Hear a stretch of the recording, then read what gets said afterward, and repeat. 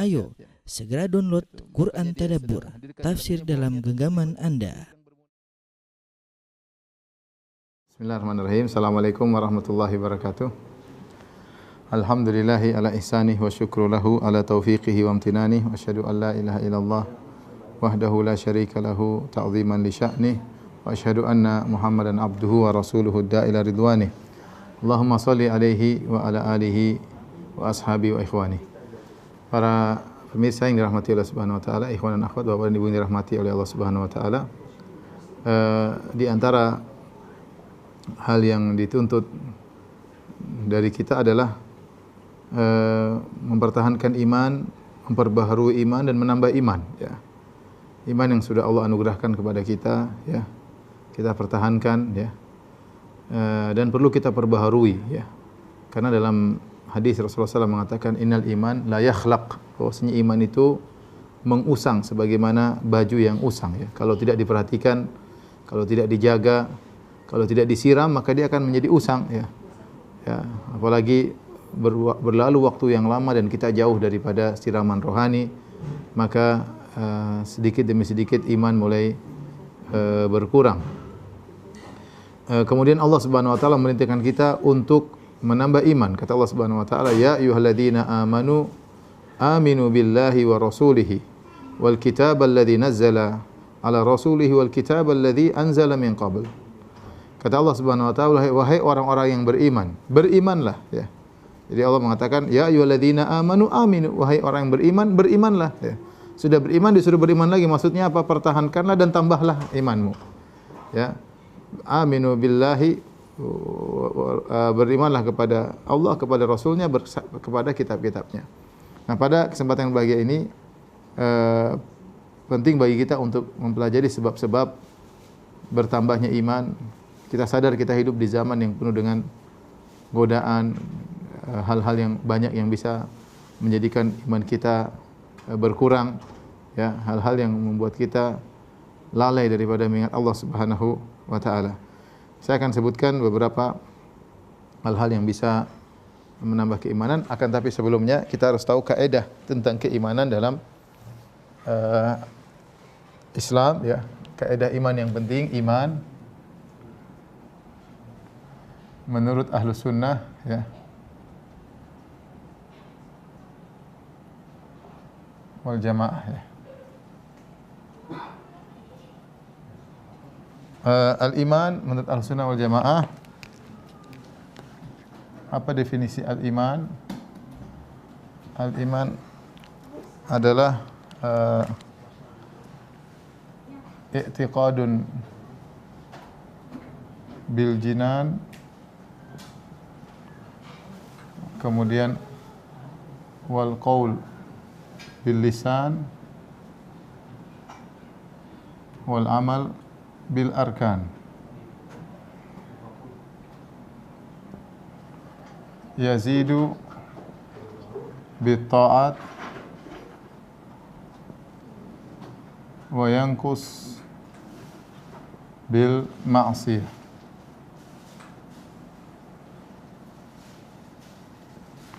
Inilah definisi daripada keimanan yang harus kita ketahui, karena kita akan membangun pembicaraan kita di atas definisi ini. Apa definisi iman? Yaitu keyakinan dengan hati. Keyakinan dengan hati. Kemudian perkataan dengan lisan.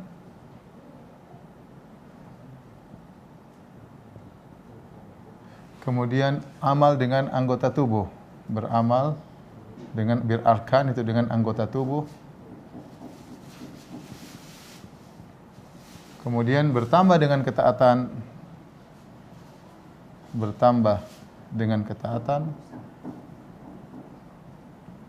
Kemudian berkurang dengan maksiat.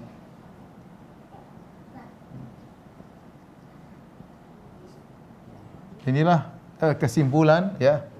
Kesimpulan dari definisi iman. Iman adalah keyakinan dengan hati, perkataan dengan lisan, amal dengan anggota tubuh. Dia bisa bertambah dengan ketaatan dan dia bisa berkurang dengan kemaksiatan. Nah, tiga perkara ini, ya, disebut dengan kalau kita boleh bahasa kita dengan apa? Rukun iman, ya. Apa bukan rukun iman? Yaitu bagian-bagian dari iman.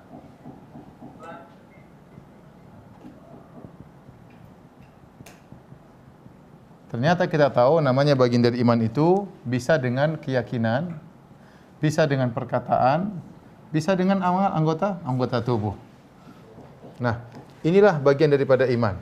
Kemudian ternyata kita tahu dengan ini juga bahwasanya iman bertambah dan berkurang. Bertambah dan berkurang. Nah, bagaimana cara bertambah dan apa sebab berkurang? Sederhana, ya. Semua ketaatan bisa menambah iman. Semua ketaatan, dari sini kita tahu bahwasanya semua ketaatan bisa menambah iman.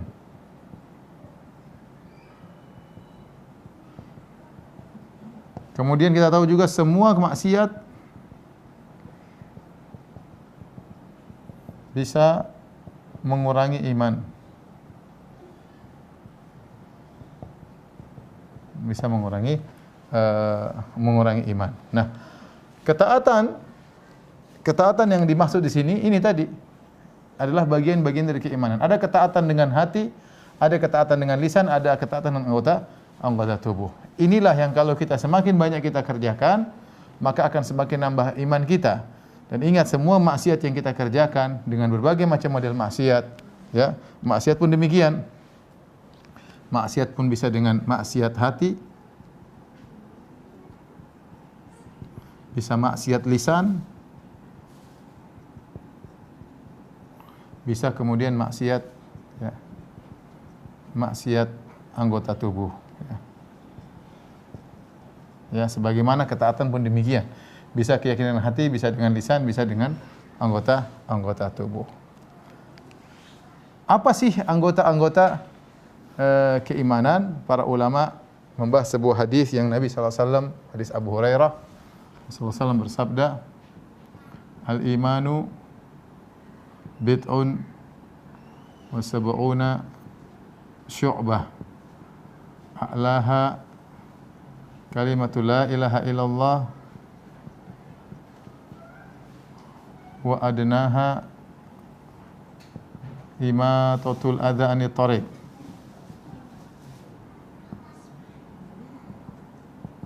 Wal haya'u minal syu'batun minal iman.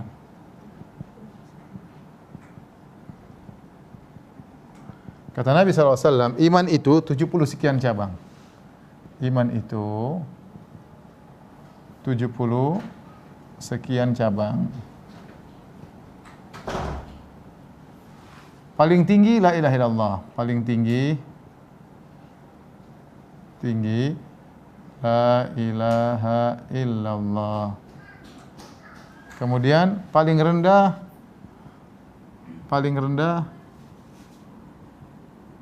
menghilangkan gangguan dari jalan.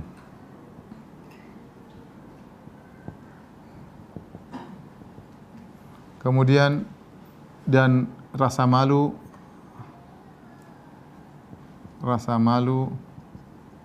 bagian dari iman. Bagian daripada iman. Perhatikan di sini. Ini hadis dalam Sahih Bukhari dan juga Sahih Muslim dan yang lainnya. Nabi sedang berbicara tentang iman. Ketika Nabi bicara tentang iman, Nabi mengatakan iman itu ada 70 sekian cabang. 70 sekian cabang. Yang paling tinggi la ilaha illallah, ini perkataan, berupa perkataan. Kemudian yang paling rendah menghilangkan gangguan dari jalan, ini berupa perbuatan. Kemudian rasa malu bagian dari iman dia adalah amalan hati. Ya. 70 sekian cabang ini, pertanyaan, 70 sekian cabang ini apa aja? Ini apa aja? 70 sekian cabang. Ya, 70 sekian cabang. Maka timbul 70 sekian cabang. Apa aja? Maka para ulama berusaha menghitung. Maka para ulama berusaha menulis cabang-cabang keimanan.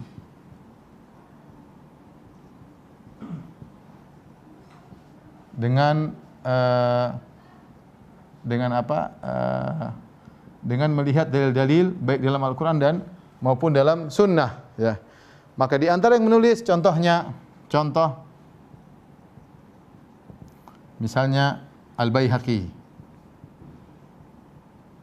ya, punya buku judulnya Syu'abul Iman.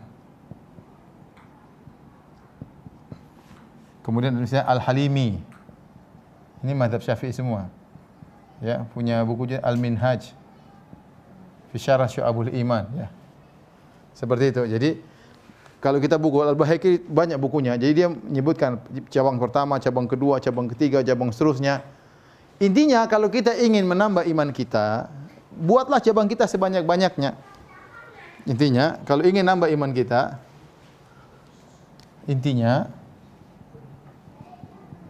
kalau ingin tambah iman kita, lakukan cabang keimanan sebanyak-banyaknya.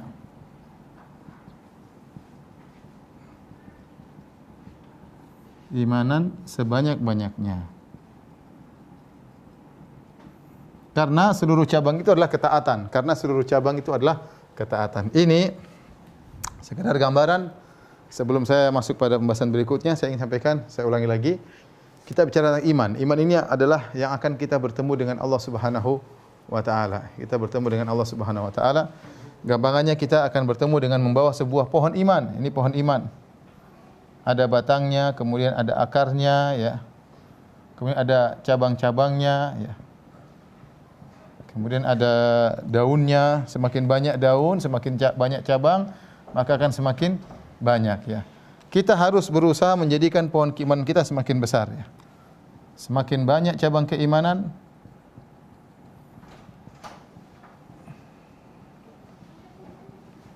imanan semakin besar, semakin kokoh dan semakin rimbun, semakin besar pohonnya, ya, semakin bertambah keimanan. Taib, ini mukaddimah aja. Setelah ini baru kita masuk pada apa hal-hal yang mungkin bisa kita lakukan agar iman kita bertambah. Tapi saya perlu kasih tahu, inilah definisi iman. Iman itu adalah bisa dengan amalan hati, ya.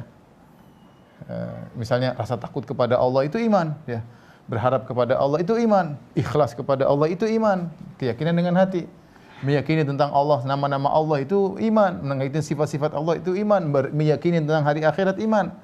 Perkataan dengan lisan juga bisa iman. Dengan apa? Zikir, subhanallah, alhamdulillah, Allahu akbar, berkata-kata yang baik, bertutur kata yang baik kepada orang tua, kepada tetangga. Wal kalimatu thayyibatu shadaqah, perkataan yang baik sedekah, itu juga iman.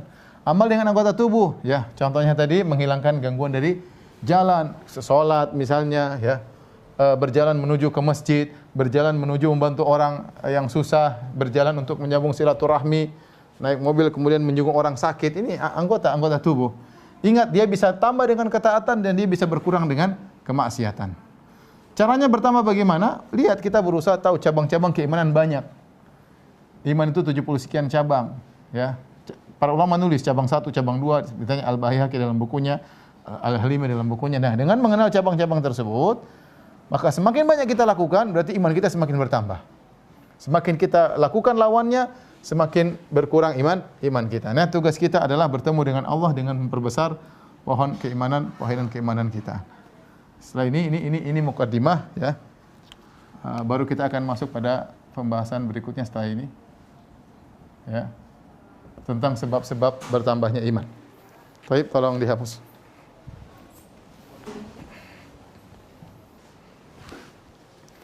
Baik, kita akan bicara tentang sebab-sebab bertambahnya iman. Asbab ziyadatul iman. Sebab-sebab bertambahnya iman.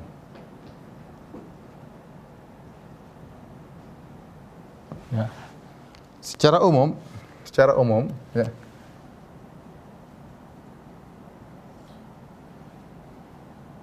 Semua ketaatan menambah iman.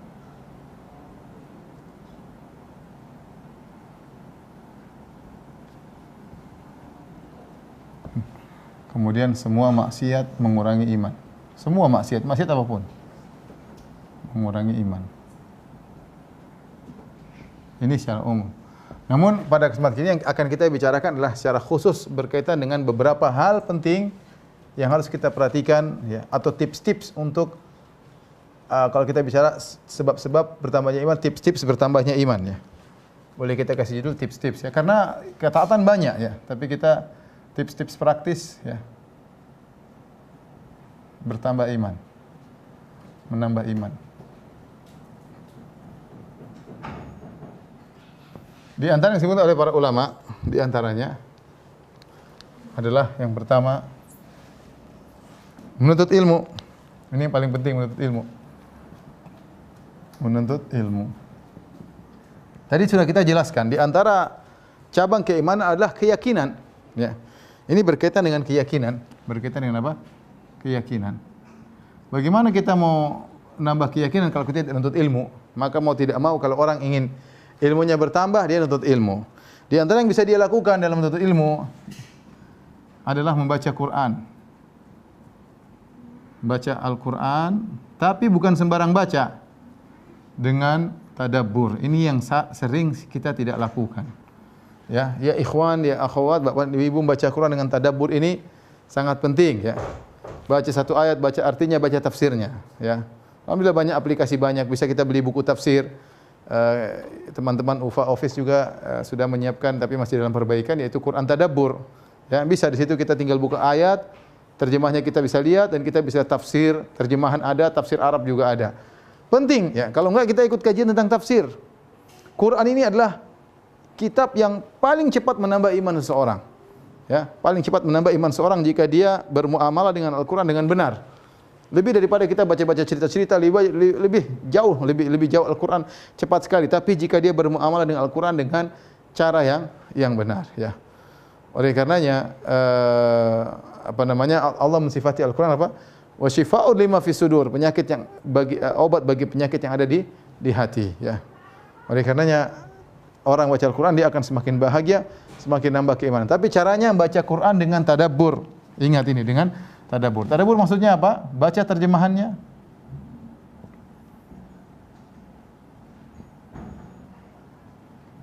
Kemudian baca tafsirnya. Ini penting, ya. Orang dengan mudah menambah keimanan. Kemudian di antaranya misalnya belajar mengenal Asmaul Husna. Mengenal Al-Asma Al-Husna dan sifat-sifat Allah. Ini juga di antara hal yang cepat membuat orang meningkat keimanan. Alhamdulillah di channel YouTube saya juga ada beberapa kajian tentang nama-nama Allah Al-Husna, ya. Jelaskan apa makna Ar-Razik, apa namanya Al-Halim, apa namanya Al-Khaliq, apa maknanya Al-Alim. Ini kita tahu karena iman kita berkaitan dengan Tuhan kita. Kita berusaha mengenal Tuhan. Semakin kenal, semakin bertambah keyakinan kita, ya. Semakin mengenal, semakin bertambah dengan keyakinan kita, dan benar pepatah, tak kenal maka tak sayang. Maka kita harus sempatkan diri untuk belajar, ya. Di antaranya kita belajar akidah. Belajar akidah yang benar, ya. Ini juga bisa kita belajar dari masalah tauhid, ya, terutama masalah rukun iman. Terutama mengenai rukun iman. Ya, saya sering sampaikan rukun iman itu kalau ibarat pohon keimanan, maka dia akarnya harus kuat. Iman kepada Allah, iman kepada malaikat, iman kepada kitab-kitabnya, iman kepada hari akhirat, iman kepada takdir. Ini harus kita belajar. Nuntut ilmu ini penting, ya. Kalau kita tidak nuntut ilmu, maka bagaimana kita mau tambah iman? Nuntut ilmu. Jangan malas-malasan, ya. Kemudian banyak yang kita bisa pelajari, di antaranya membaca sirah Nabi, kemudian sirah para sahabat, ya. Ini fungsinya memotivasi beramal soleh.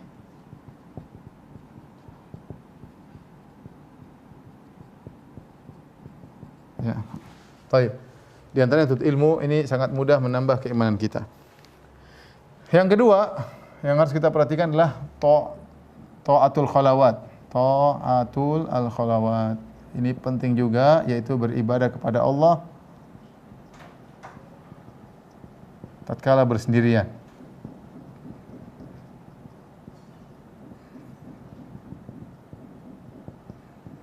Tatkala bersendirian. Ini sangat cepat untuk mencarger iman. Sangat cepat seorang mencarger iman tatkala dia beribadah kepada Allah tatkala bersendirian. Oleh karena di awal kewajiban dakwah, waktu itu belum ada salat 5 waktu, sebelum diwajibkan salat 5 waktu. Sebelum diwajibkan salat 5 waktu. Salat 5 waktu di awal-awal dakwah, Nabi diperintahkan oleh Allah untuk salat malam. Untuk salat malam. Bahkan para sahabat juga ikut-ikutan. Allah berfirman, "Ya ayyuhal muzammil, qumil laila illa qalila." Qumil laila illa qalila. Kata Allah, wahai orang yang berselumutkan, bangunlah engkau salat malam. Ya, salat malam kecuali sedikit, artinya sedikit tidur, salatlah engkau malam sebanyak-banyaknya. Ini kenapa dia berkaitan dengan taatul khalawat, ketaatan tatkala ini luar biasa. Ini membuktikan seorang tidak munafik. Ini menjauhkan seorang dari munafik.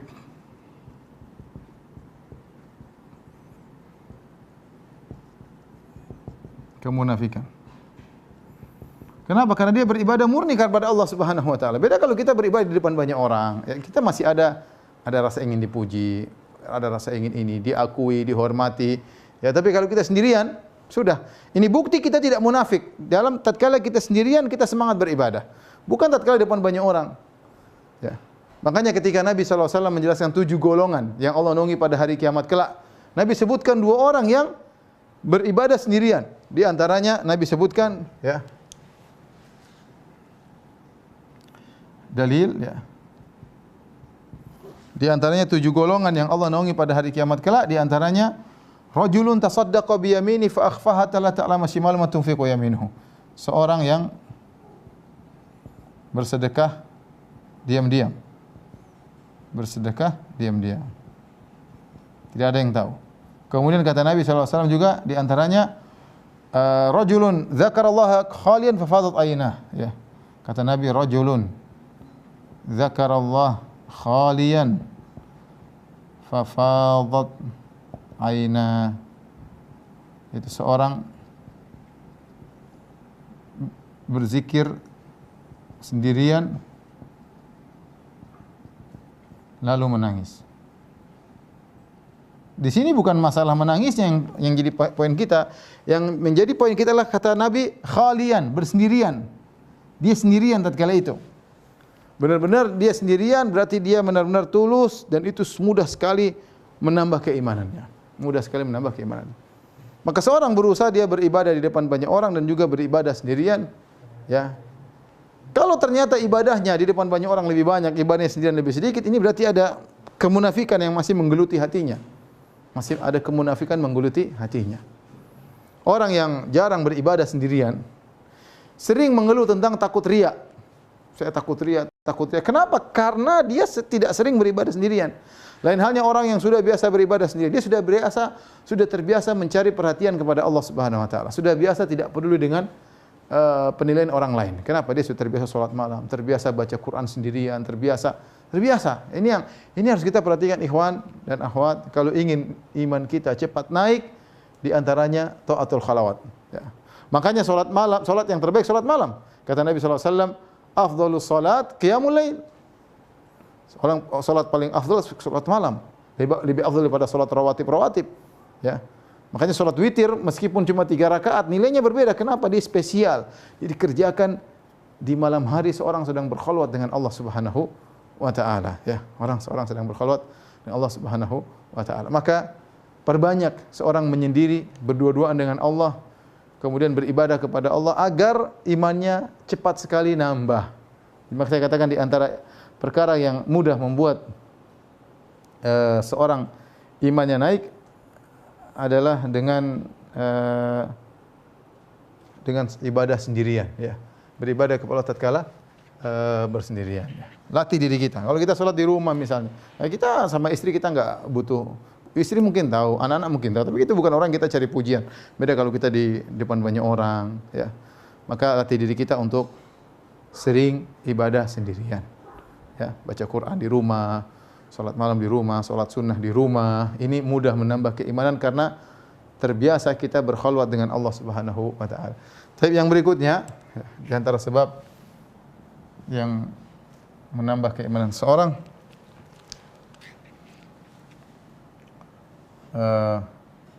adalah selalu bersandar kepada Allah.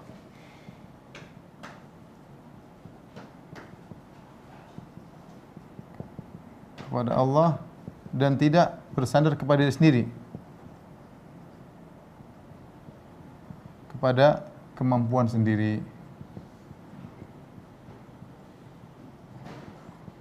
Di antara doa Nabi sallallahu alaihi wasallam, kata Nabi sallallahu alaihi wasallam, wala takilni ila nafsi tarfata ain. Tarfata ain. Artinya, ya Allah, jangan kau serahkan diriku kepada diriku. Ya Allah, jangan kau sandarkan diriku kepada jiwaku sendiri sedikit pun, jiwaku sendiri sekejap pun.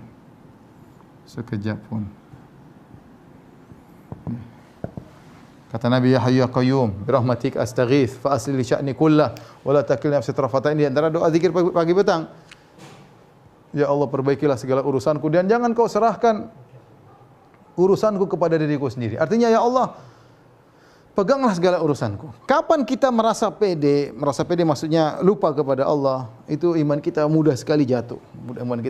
Mudah sekali apa? Jatuh.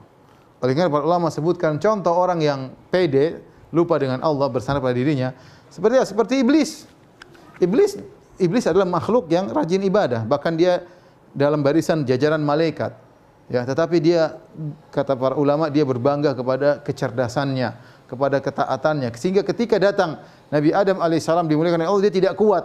Situlah imannya nampak tergelincir, nampak dia jatuh. Ya, tadinya dia beriman, jadilah kemudian berubah menjadi iblis. Ya, jadi jangan terpukau dengan apa yang kita miliki. Jangan terpukau. Jadi maksud saya, kalau kita beribadah, jangan terpukau dengan ibadah kita. Maksudnya apa? Jangan terpukau dengan ibadah kita dengan kecerdasan dan pengalaman kita. Jangan, tapi serahkan semuanya kepada Allah.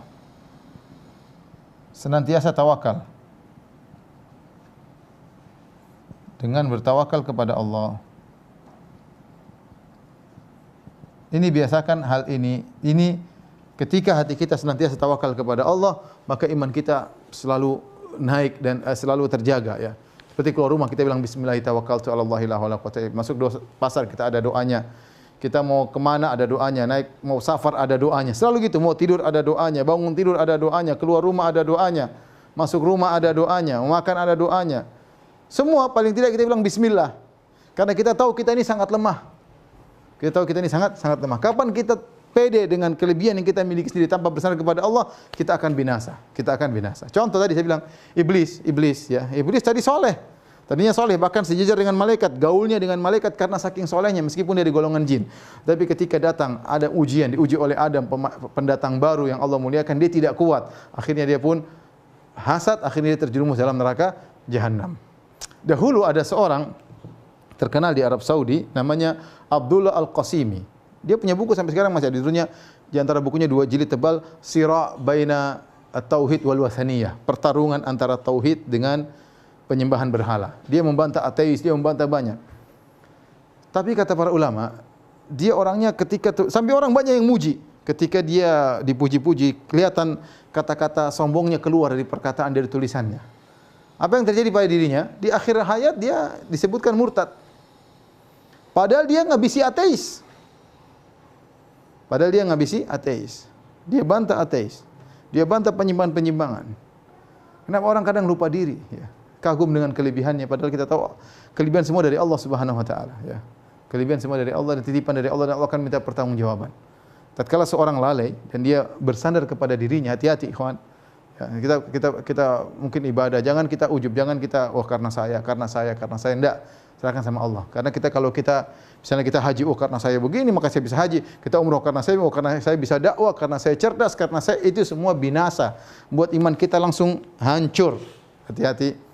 Maka di antara hal yang membantu seorang agar imannya bisa bertahan bahkan bisa bertambah, senantiasa dia bertawakal kepada Allah Subhanahu wa taala, ya. Kemudian di antara hal yang membantu seorang untuk menambah keimanan, ada yang saya sebut dengan pengorbanan. Pengorbanan, ya. Bahasa Arabnya at-tadhiyah. At-tadhiyah. Ini pengorbanan ini biasanya Allah langsung sering ganti dengan keimanan, ya. Pengorbanan langsung diganti oleh Allah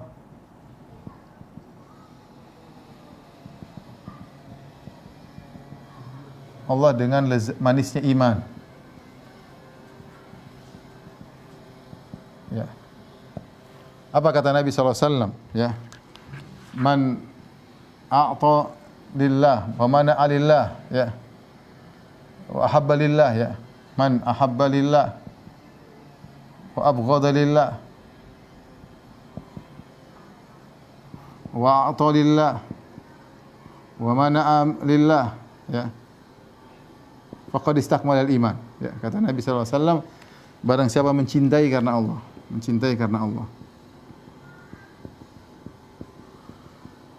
membenci karena Allah,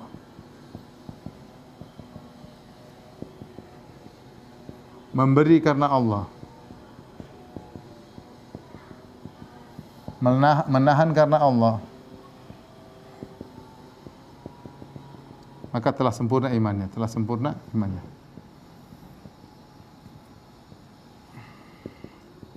Atau kama qala Nabi sallallahu alaihi wasallam, ya.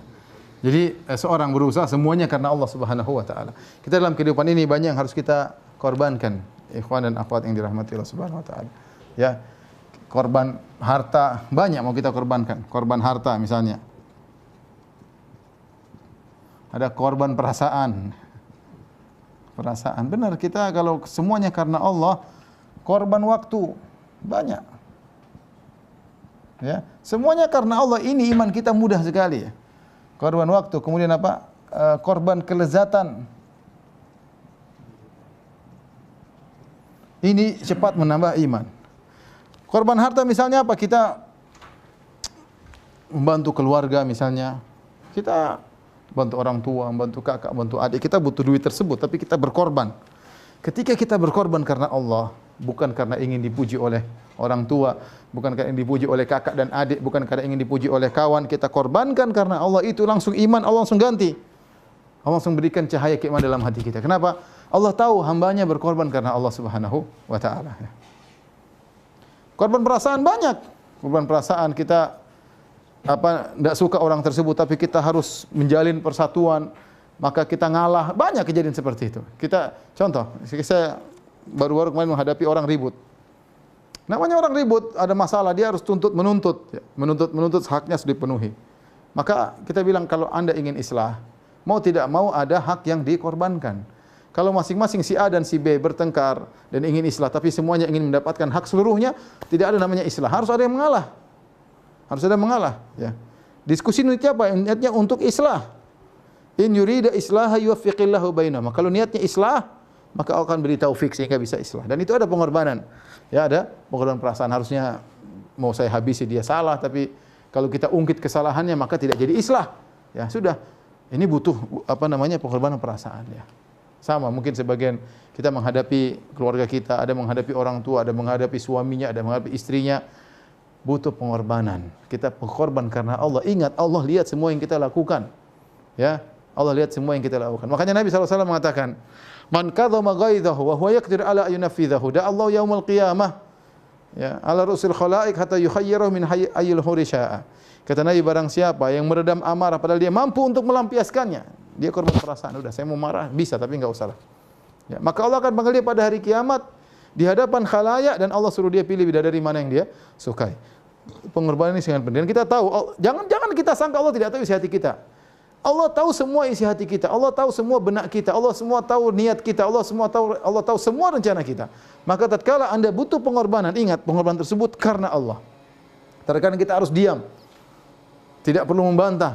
Meskipun perasaan kita bergejolak ingin bantah, tapi kita tidak membantah apa? Wa mana alillah, kita tidak mencegah karena Allah. Kita berbuat karena Allah, kita diam karena Allah. Situ pengorbanan. Situ pengorbanan. Korban kelezatan banyak. Banyak kelezatan. Enaknya tidur, kita bangun, kita berkorban. Kemudian kita sholat malam. Ini pengorbanan kelezatan.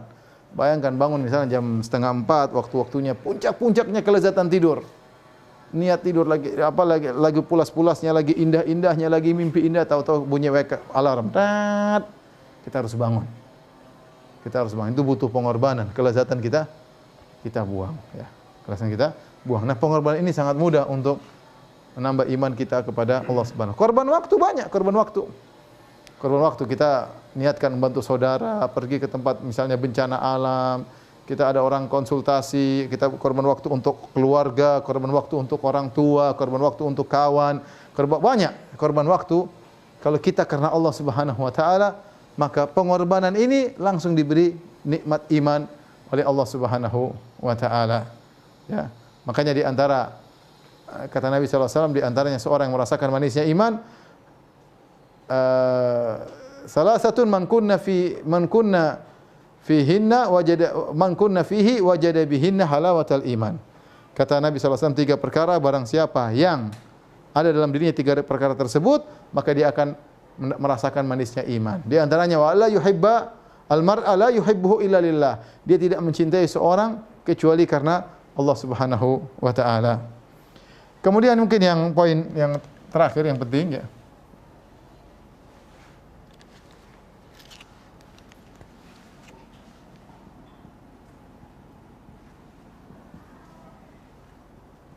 Ini poin yang sangat-sangat penting adalah suhbatul akhyar, ya.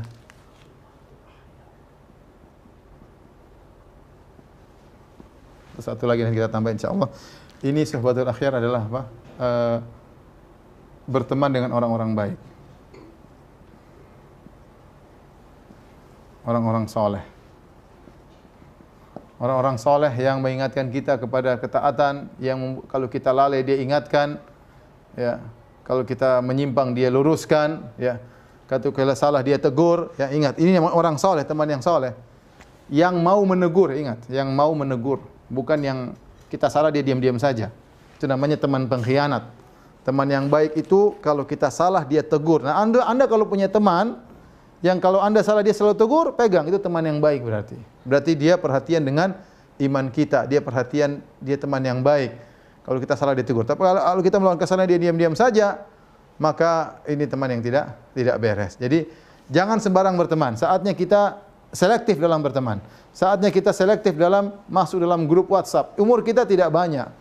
Ya, kalau kita mau teman satu dunia kita jadikan teman. Tidak, kita teman selektif. Apa kata orang mau dibilang semua dia terserah.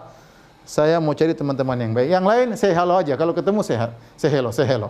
Ya, tapi jadi teman, masuk dalam grup, tidak sembarang, apalagi teman diskusi, teman bincang-bincang, ya, maka jangan sembarang berteman.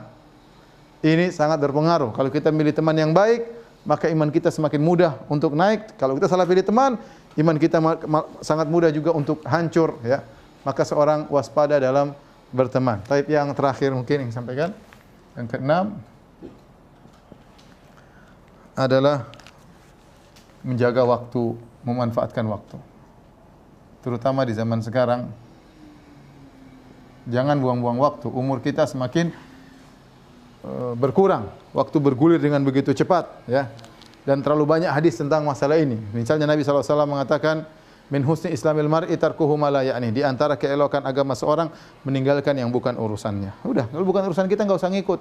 Kita sekarang hidup di zaman yang banyak urusan orang kita tahu.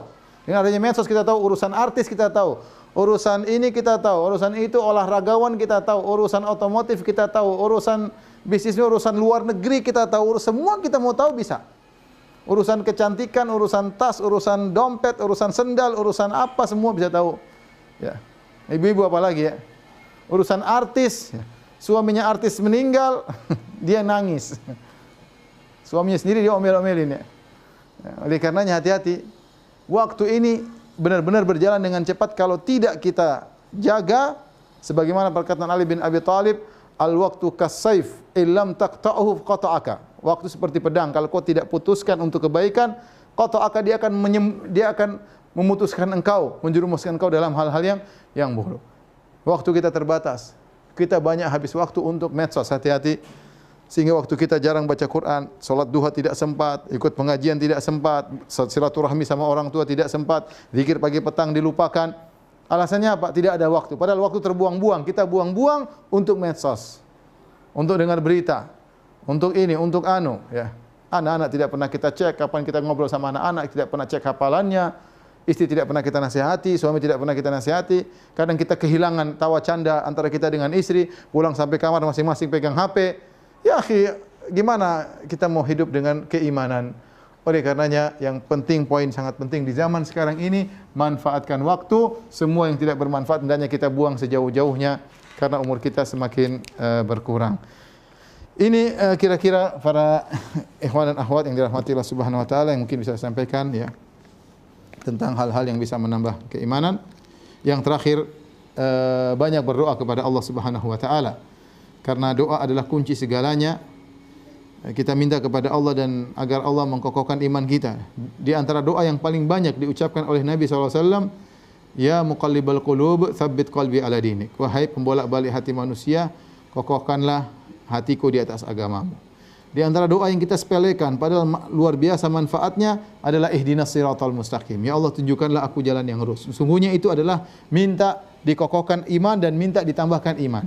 Tunjukkanlah kami jalan, aku jalan yang lurus. Yang jadi masalah betapa sering kita baca doa tersebut tidak kita perhatikan.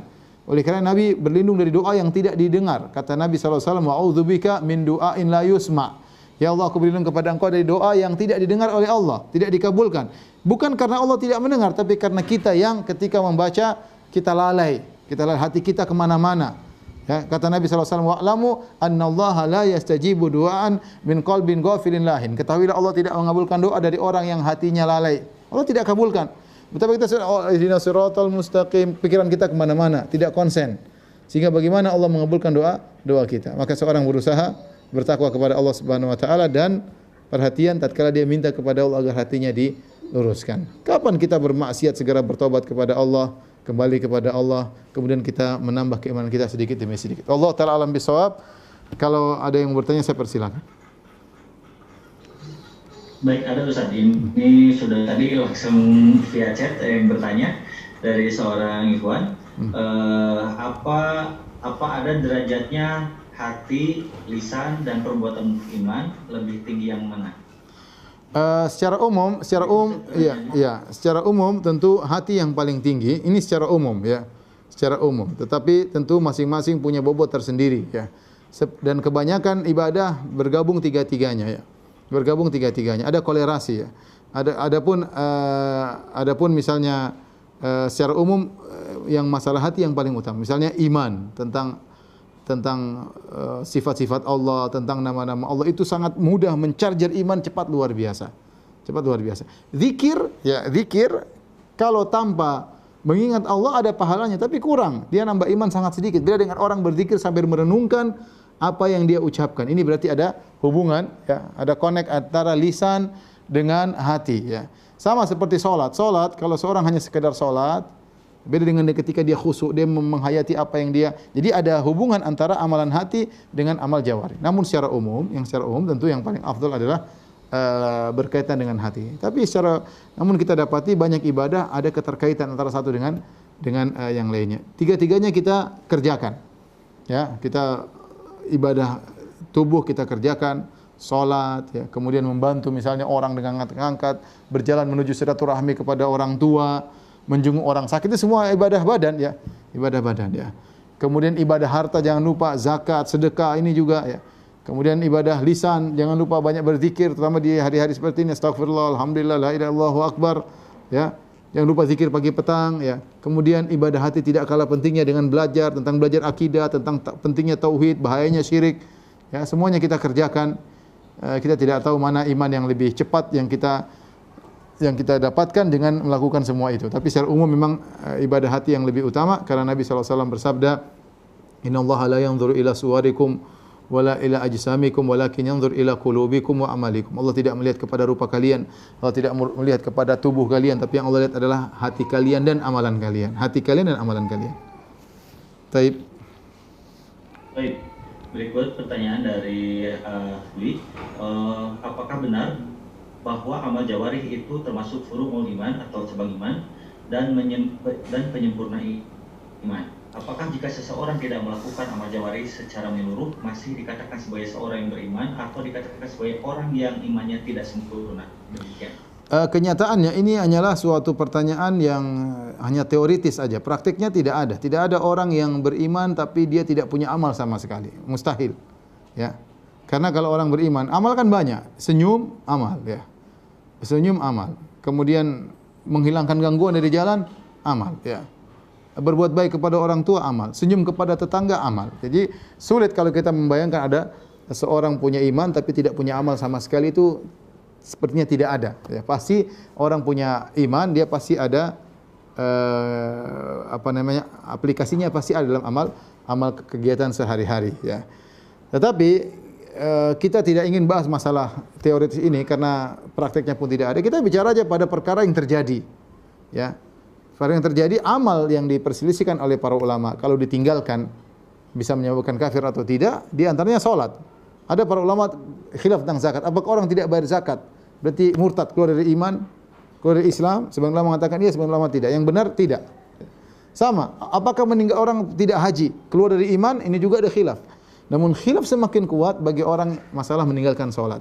Apakah orang meninggalkan ini termasuk amal? Apakah dia meninggalkan salat, dia kafir atau tidak? Meskipun dia haji, meskipun dia umrah, meskipun dia bayar zakat, meskipun dia puasa, namun dia tidak salat sama sekali. Apakah dia telah keluar dari Islam atau tidak? Maka ini khilaf di kalangan para ulama. Pendapat yang lebih kuat yang dipilih oleh Syekh Utsaimin rahimahullah taala, jika seorang meninggalkan salat secara total, salat 5 waktu tidak, salat sunnah pun tidak sama sekali, salat Jumat pun tidak, salat Id pun tidak, maka pendapat yang benar dia telah keluar dari Islam meskipun dia punya amal-amal soleh yang lain. Wallahu a'lam bishawab. Satu lagi pertanyaan dari chat. Setelah itu akan kami persilahkan pertanyaan melalui audio, ya. Ini pertanyaan dari seorang akhwat. Bolehkah membaca Al-Quran dan terjemahnya sendiri? Sebab ada yang pernah menyampaikan ke saya untuk tidak membaca terjemah tanpa dibimbing guru karena bisa terjerumus dalam kesesatan. Sedangkan saya bingung harus belajar tafsir kepada siapa. Apakah benar tidak boleh mempelajari terjemah Al-Quran sendirian? Secara umum seorang belajar berusaha dengan guru, ya, berusaha dengan guru, ya. Kalau belajar Al-Quran dengan terjemahan saja, ini kemungkinan salah besar. Tapi kalau dia belajar Quran, baca terjemahan sekaligus tafsirnya, maka itu memudahkan, itu tidak jadi masalah. Nanti kalau dia tidak paham baru dia tanya. Jadi seorang tidak mungkin juga ngaji terus. Dia ada waktu ngaji, duduk di depan seperti sekarang ngaji sama ustadz, atau nonton YouTube, atau hadir pengajian langsung. Ada waktu dia baca sendiri. Alhamdulillah dia baca sendiri dengan buku-buku yang diarahkan menuju kebaikan. Seperti buku-buku tafsir yang ringan, seperti tafsir Sa'di. Memang ditulis buat orang awam, ya. Ya tidak semua kalau mau baca buku Sa'di harus ada guru yang baca. Enggak, kita bisa baca sendiri. Jadi menafikan baca sendiri secara mutlak juga salah, ya. Mengatakan orang yang baca sendiri pasti salah, enggak benar, ya. Tapi seorang menggabungkan dua-duanya. Dia ada waktunya dia ngaji, ada waktunya dia ngaji, maksudnya ikut pengajian bersama ustadz yang benar, ada waktunya dia baca sendiri.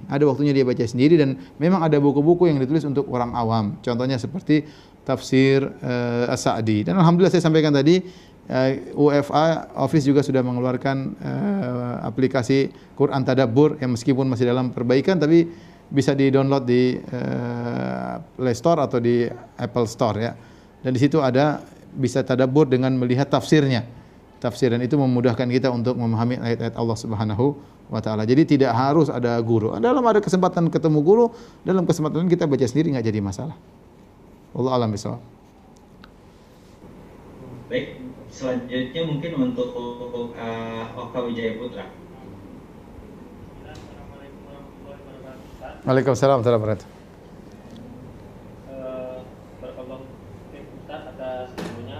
Ana izin bertanya Ustaz. Ya.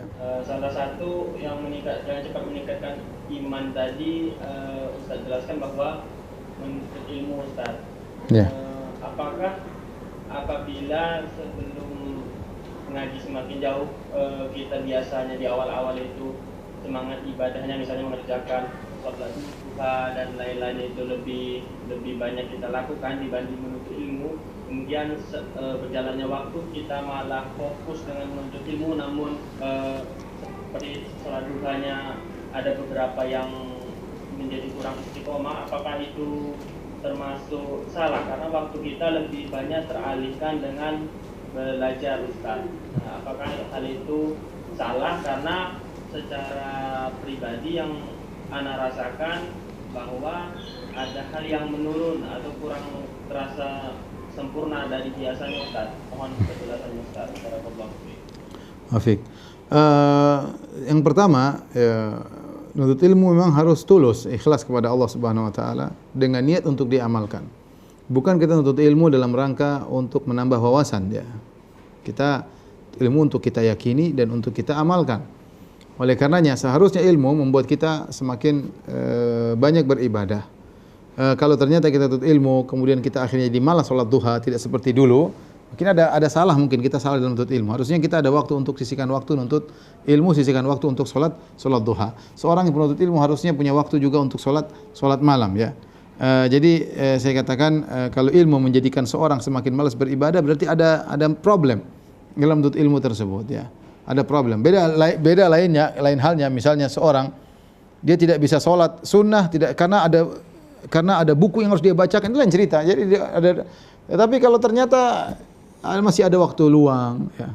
Ini saya bicara tentang orang yang dia sebenarnya masih punya waktu luang. Beda dengan orang misalnya sebagian ulama ya seperti Imam Ahmad disebutkan dia pernah ketemu dengan Abu Zur'a Ar-Razi sehingga dia meninggalkan sholat malam. Kenapa? Untuk diskusi ilmu dengan Abu Zur'a Ar-Razi. Karena Abu Zur'a Ar-Razi jarang-jarang datang ketemu dengan Imam Ahmad. Makin lain cerita.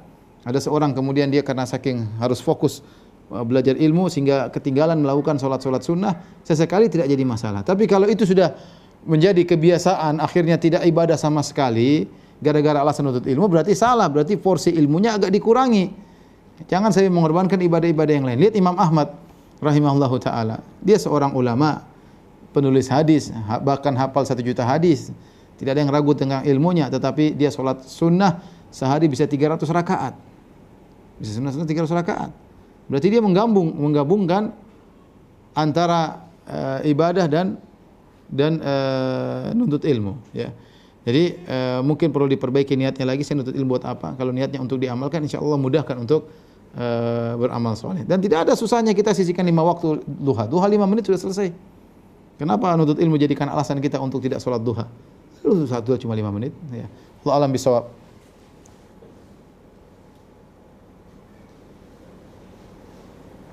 Baik. Untuk berikutnya pertanyaan dari Irfan Yudarda, tafadhol. Irfan Yudarda, silahkan. Assalamualaikum warahmatullahi wabarakatuh. Waalaikumsalam warahmatullahi wabarakatuh. Ya. Barakallahu Wafiq. Bertanya Ustaz. Ya. Pertanyaan adalah bagaimana hubungannya antara iman dengan takwa Ustaz? Karena di sisi lain ada Quran yang mengatakan bahwasanya yang beriman bertakwalah kamu. Ya. Baik. Tapi di sisi lain surah Baqarah yang menyatakan yaitu sesuai manusia beribadahlah kepada Allah yang menciptakan kamu dan orang tua kamu sekarang kamu bertakwa. Itu bertakwa itu ada satu ganjaran manakala seorang itu beribadah. Jadi relasi antara iman dan bertakwa itu bagaimana Ustaz? Iya. Sebenarnya ada kata-kata ya yang apa namanya kalau disebutkan barang-barang maka memiliki makna yang lebih spesifik ya. Kalau disebutkan sendirian misalnya takwa ya iman ya Islam. Tapi kalau lagi digabungkan iman dan takwa, maka masing-masing memiliki makna yang lebih spesifik. Iman, wahai orang-orang yang beriman, ya. Ya ayyuhalladzina amanu taqullah, wahai orang yang beriman bertakwalah, ya. Haqqa tuqatih. Wahai orang yang beriman, yaitu namanya iman yaitu berkaitan dengan keyakinan hati, ya, keyakinan hati seperti iman kepada Allah, iman kepada Rasulnya, iman kepada malaikat, iman kepada hari akhirat, iman kepada takdir. Ittaqullah, takwa di sini maknanya apa? Takwa secara bahasa artinya meninggalkan hal-hal yang bisa menjerumuskan orang dalam neraka. Jadi takwa secara bahasa artinya ada penghalang. Ya, penghalang antara seorang dengan neraka itu namanya takwa. Makanya Nabi mengatakan ittaqullah walau bisyakki tamrah. Ittaqun nara walau bisyakki tamrah. Halangilah dirimu dari neraka jahanam meskipun dengan hanya sepenggal korma. Sepenggal korma kalau kau sedekahkan karena Allah, dia akan menjadi penghalang antara engkau dengan neraka jahanam, ya. Seperti perkataan seorang penyair tentang makna takwa, saqatan nasifu falam turid isqatahu, ya. Ada seorang wanita dia pakai khimar, kemudian khimarnya jatuh sehingga terlihat oleh banyak orang, ya. Maka fatana walathu wa taqatna bil yadi, maka kemudian wanita tersebut mengambil khimar atau cadar yang jatuh, kemudian wattaqatna bil yadi, maka dia menghalangi dirinya dari kami dengan tangannya, dia tutup wajahnya dengan tangannya agar tidak dilihat oleh orang-orang. Itu makna takwa. Takwa itu menghalang. Jadi ketika digabungkan iman dengan takwa, iman itu lebih umum, mencakup banyak hal. Takwa khusus pada hal-hal yang bisa menghalangi seorang dari neraka jahanam.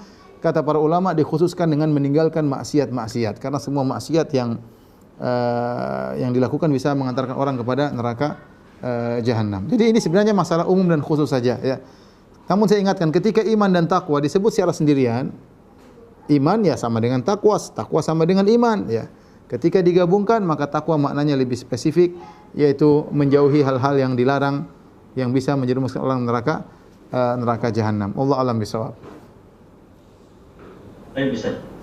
Mudah-mudahan jelas untuk Irfan Yudada. Berikutnya, adapun seperti firman Allah Subhanahu wa taala, ya ayyuhalladzina amanu kutiba alaikumusyiyamu kama kutiba alladzina min qablikum la'allakum tattaqun, sama dengan la'allakum tu'minun misalnya. Jadi kalau sudah takwa disebut sendiri, ya sama dengan iman, ya sama dengan iman. Ya, kalau takwa disebut sendiri ya takwa ya iman, iman ya takwa. Iman juga kalau disebut sendiri iman ya iman, iman ya takwa, takwa ya iman. Tapi pertanyaan selanjutnya. Ukti Yuniarti dan juga Ummu Adam, silahkan pertanyaannya melalui chat, ya. Pertanyaannya silahkan dilayangkan melalui chat, boleh private chat ke moderator ataupun juga ke panitia lainnya. Berikutnya akan Anda bacakan pertanyaan dari chat atas nama Ahteri. Ustaz, apakah benar sholat witir boleh 1 rakaat saja, lalu salam kemudian selesai? Dan apakah sholat sesudah badang isya bisa disebut sebagai qiyamul lail? Karena saya pernah ke India, orang muslim India bermazhab Hanafi, sesudah sholat isya mereka sholat banyak sekali, ada sekitar 8 rakaatan di luar Ramadan. Apakah itu termasuk qiyamul lail? Ya. Demikian. Tentunya sholat witir adalah bagian dari sholat dari qiyamul lail dan dia minimal 1 rakaat, ya. Dalam hadis kata Nabi sallallahu alaihi wasallam, salatul lail masna, salat malam 2 rakaat. Fa idza khasya ahadukum subha falyusalli wahidatan tutiru lahu ma qad shalla. Kalau dia ternyata takut segera azan subuh, keburu azan subuh, maka hendaknya dia salat witir 1 rakaat sebagai penutup yang sebelumnya. Jadi ini dalil nas bahwasanya salat witir boleh 1 rakaat. Ya, boleh 1 rakaat, boleh 3 rakaat, boleh 5 rakaat, boleh 7 rakaat, yang penting ganjil, tapi minimal 1 rakaat. Adapun waktu qiyamul lail, waktu salat malam, maka benar sejak ba'da isya sampai sebelum azan subuh. Tetapi waktu-waktu ini pun berbeda-beda dari sisi keistimewaannya. Yang paling afdal adalah sepertiga malam yang terakhir. Tapi alhamdulillah waktu salat malam panjang orang masing-masing mengetahui waktu mana yang bisa dia gunakan. Makanya waktu salat malam panjang. Bagi seorang yang tidak bisa bangun di sepertiga malam terakhir, maka hendaknya dia salat malam di awal malam.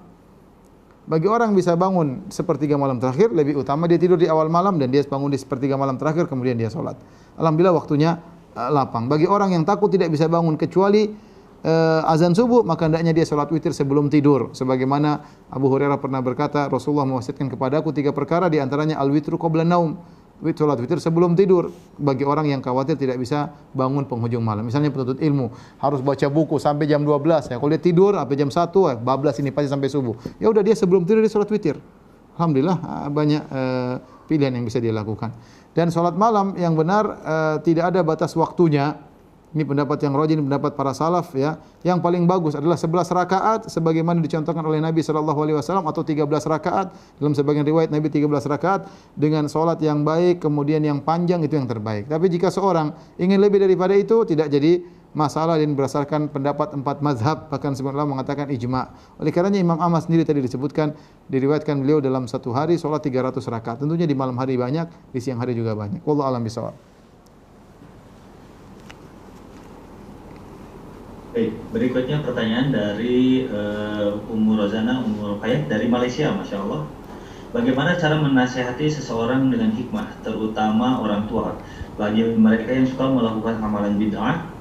Pas ditanya katanya yang penting niat kita baik, dan karena itu termasuk bagian dari ketaatan kepada Allah Subhanahu Wa Taala. Mohon penjelasannya, Ustaz. Ya tidak mau kita diskusi bahwasanya sederhana, niat baik semua tidak cukup ya, harus ada contohnya dari Nabi. Kita kasih contoh sederhana seperti salat 2 rakaat setelah tawaf. Ada 2 rakaat setelah tawaf, kita tawaf setelah 2 rakaat. Boleh enggak kita bikin salat 2 rakaat setelah sa'i? Sederhana kan, niatnya baik ya. Kita kiaskan dengan tawaf, ada 2 rakaat setelah tawaf, kita bikin 2 rakaat setelah sa'i. Pasti orang bilang tidak boleh. Kenapa tidak boleh? Karena Nabi tidak pernah mencontohkan. Kita kasih logika, boleh enggak Pak kita misalnya masuk masjid salat bikin tahiyatul masjid berjamaah? Kalau perlu pakai azan dulu sebelumnya. Ya, kenapa? Kenapa tidak boleh? Karena tidak ada contohnya. Kenapa salat tahiyatul masjid berjamaah tidak boleh? Bukankah berjamaah bagus? Bukankah tahiyatul masjid? Udah kita bikin salat tahiyatul masjid berjamaah. Pasti dia bilang tidak boleh. Kenapa tidak boleh? Kita bilang, kenapa alasan tidak boleh? Bukankah baik? Jawabannya satu, karena Nabi tidak pernah mencontohkan. Kenapa kita tidak salat Id dengan azan dan iqamat? Bukankah bagus kita azan bertakbir di pagi hari ketika salat azan salat Id, kita azan, kumandangkan, kemudian orang datang, kemudian qomat, kan bagus, indah. Tapi tidak ada yang bilang boleh salat Id dibuka dengan azan dan iqamat.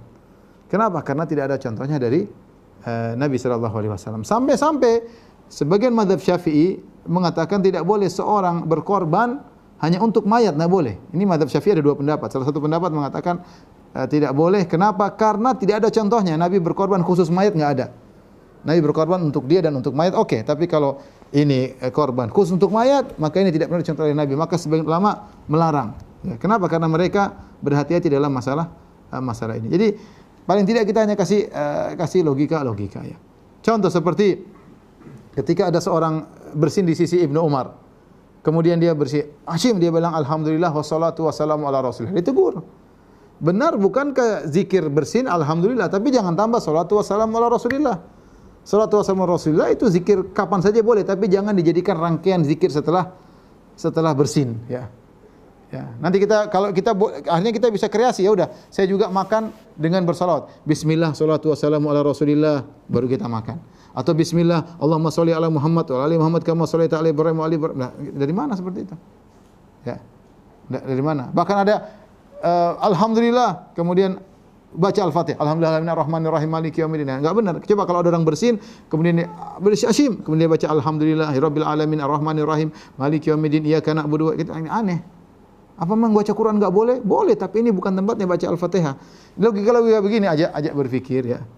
Oleh karenanya kalau dia bisa bawakan hadis tentang Ibnu Mas'ud yang mengingkari orang berzikir dengan rame-rame ya, halilul mi'ah, bertahlil 100 kali rame-rame dengan paduan suara, maka Ibnu Mas'ud marah. Kemudian mereka berkata, "Ma nuridu illa khairan."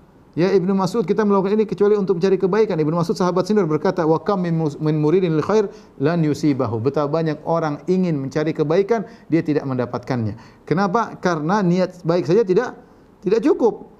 Harus sesuai dengan sunnah Nabi. Sebagai contoh juga dalam masalah menyembelih. Ada dulu sebagian sahabat, dia niat baik, dia menyembelih sebelum sholat Id. Maksudnya sebelum sholat Idul Adha dia sembelih hewan sembelihan. Maksudnya apa? Supaya agar ketika orang selesai pulang sholat Id langsung bisa makan. Ternyata Nabi tegur, kata Nabi, syatu kasyatu lahmin. Sembelihanmu sembelih kambing biasa. Kenapa tidak dipotong pada waktunya? Jadi maksud saya niat cuma niat doang ya, maka tidak cukup, harus sesuai dengan sunnah Nabi sallallahu alaihi wasallam. Kalau enggak orang akan berkreasi bikin ibadah-ibadah. Saya sendiri pernah ditanya, "Ustaz, bagaimana hukum salat birrul walidain. Saya bilang, mana salat birrul? Enggak ada salat birrul walidain. Kita salat berdoa untuk orang tua. Namanya salat birrul walidain enggak ada contohnya. Nanti orang bikin salat ini, salat ini, kita enggak. Yang penting niatnya baik. Oh, enggak bisa. Niatnya baik tidak cukup. Kata Nabi SAW, man amila amalan laisa alaihi amruna fahuwa raddun. Barang saya melakukan suatu amalan tidak ada contoh dari kami, maka tertolak. Wallahu a'lam bishawab. Baik, pertanyaan berikutnya dari Rahadian Abu Zidan. Barakallahu fiikum. Ustaz izin bertanya, apakah setiap masalah permasalahan ini apa maksudnya? Apakah setiap masalahan bertanya kepada ahlinya, baik itu masalah dunia atau masalah akhirat? Apakah itu termasuk ke dalam salah satu bentuk tawakal? Tentunya kita, kata Nabi SAW, ihris ala ma yanfa'uk wasta'in billah. Semangatlah engkau untuk mencari yang bermanfaat bagimu. Berusaha mencari manfaat bagimu. Manfaat ini umum, manfaat duniawi, manfaat ukhrawi. Manfaat ukhrawi ya kalau kita enggak tahu, kita tanya kepada, jangan kawur, karena kita akan seperti orang-orang sesat yang melakukan tanpa bertanya, dan itu tidak boleh. Makanya Allah mengatakan fas'alu ahla dzikri, bertanya. Masalah dunia terserah. Ya, tidak harus kita bertanya, tapi kita kalau bertanya kita menghemat waktu. Boleh seorang coba-coba tanpa harus bertanya selama tidak merugikan orang lain. Misalnya bikin kue, apakah harus bertanya? Boleh aja enggak bertanya, yang penting belum tentu enak. Tapi kalau bertanya kan hemat waktu. Ini gimana? Oh, ini caranya begini, kan lebih mudah, ya. Tapi kalau bilang harus, dia tidak tahu masalah dunia harus tanya, ya enggak juga. Masalah dunia tidak jadi masalah. Yang penting jangan menzalimi orang lain. Orang mau usaha dagang, dia mau dagang bikin gorengan misalnya, atau bikin kue, bikin apa tanpa bertanya pengalaman, ya boleh-boleh saja, tapi resikonya kamu mungkin nggak ngerti medan, mengerti kondisi, bisa jadi kamu rugi. Kan lebih bagus kau tanya dulu. Kalau udah tanya, punya pengalaman, silakan berbuat. Allah alam bishawab. Baik, pertanyaan berikutnya. Assalamualaikum Ustaz, izin bertanya bagaimana menasihati teman yang belum berhijab dan suka ghibah tanpa menyinggung perasaannya dan tanpa membuat hubungan pertemanan. Karena jujur Ana masih takut dan sungkan untuk menasihati teman Ana itu karena takut membuat hubungan pertemanan menjadi renggang. Demikian. Benar, ada rasa takut berhubungan menjadi renggang. Tapi kalau kita nggak nasihati, kita teman yang berkhianat. Ya. Teman yang baik itu menasihati. Menasihati tidak harus kasar-kasar, baik-baik, Masya Allah.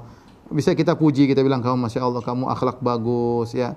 Lebih bagus lagi kalau kau hiasi dengan apa? Dengan jilbab, ya. Insya Allah lebih baik, lebih diridhoi oleh Allah. Dengan kata, kalau kita nggak mampu, kita tulis dengan WA, susun kata-kata dengan muji, saya sayang sama kamu gini-gini. Dia tidak mau, ya sudah. Tapi yang penting kita ada waktu untuk nasihati, ya. Jangan kita biarkan terus hanya karena kita takut nanti hubungan renggang, kita nggak nasihati, ya. Namanya kita berkhianat. Bagaimana kalau nanti ketemu Allah Subhanahu wa taala di hari kiamat, dia bilang ini fulan teman dekatku enggak pernah nasihati aku. Repot. Tapi bukan berarti kita kasar dengan kata-kata yang baik. Berusaha selembut-lembut mungkin. Kalau kita bisa duduk bareng, kita undang dia makan, ngomong-ngobrol bareng, gimana ya? Saya senang kali lihat kamu, lihat kalau kamu pakai jilbab saya lebih senang lagi. Nanti mungkin dia saya gini-gini. Tapi enggak apa, sampaikan aja. Mungkin dia menolak pertama kali. Tapi harus disampaikan, jangan dibiarkan, ya. Harus disampaikan. Wallahu a'lam bishawab. Tapi pertanyaan terakhir kali ya, pertanyaan terakhir ya, boleh? Pertanyaan terakhir. Oke, boleh, ya. Ustaz, siap. Ya. Ini berikutnya dari Hasan Joko dari Cilegon. Assalamualaikum Ustaz. Waalaikumsalam. Semoga Allah Ta'ala melindungi dan menjaga Pak Ustaz sekeluarga. Zikir ba'da subuh dan ba'da maghrib, la ilaha illallah dan seterusnya, ada yang memakai yuhi dan ada yang tidak memakai yuhi. Mana yang seharusnya? Demikian. Saya tidak tahu riwayat yang ada tambahan yuhyi wa yumit wa huwa ala kulli syai'in qadir. Yang setahu saya tidak ada tambahan tersebut. La ilaha illallah syarika lahul mulku wal hamdu wa huwa ala kulli syai'in qadir. Itu tergantung riwayat. Riwayat yang tambahan yuhyi wa yumit saya tidak tahu, saya belum mengecek apakah ada atau tidak. Tapi yang tanpa yuhyi wa yumit jelas ada, ya. Jelas ada. Tapi seandainya ada tambahan, maka kita boleh amalkan karena Nabi terkadang variasi dalam zikir. Tapi kalau Nabi tidak tambahkan, lebih bagus kita yang datang riwayat yang sahih. Tapi saya katakan tadi yang ada tambahan yuhyi wa yumit, saya belum cek sahih atau tidak. Adapun yang tidak ada tambahan jelas itu sahih, ya. Demikian para ikhwan dan akhwat, Bapak dan Ibu rahmatillah subhanahu wa taala, apa yang saya sampaikan pada kesempatan kali ini, semoga Allah Subhanahu wa taala menjadikan kita bisa mengamalkan ilmu yang telah kita dapatkan. Ilmu tersebut menjadi hujah pembela kita pada hari kiamat, bukan yang menyerang kita pada hari kiamat. Dan semoga Allah mengampuni dosa-dosa kita. Wabillahi taufiq wal hidayah. Assalamualaikum warahmatullahi wabarakatuh.